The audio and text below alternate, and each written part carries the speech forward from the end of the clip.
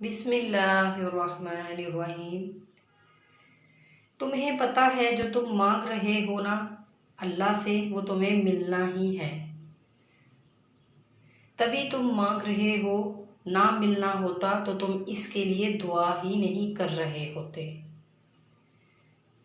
एक बार बस इस रब पर यकीन करो और फिर यकीन की हदों को तोड़ दो, सब्र की हदों को तोड़ दो, यकीन और सब्र में इंतहा कर दो। फिर वो रब भी मौजज़ों की इंतहा करेगा।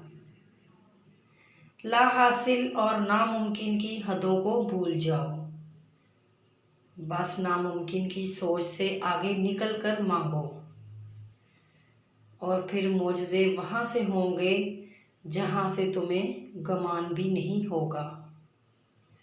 मज़ीद अच्छी सी वीडियोस के लिए हमारे चैनल को सब्सक्राइब करें, लाइक करें और शेयर करें। शुक्रिया।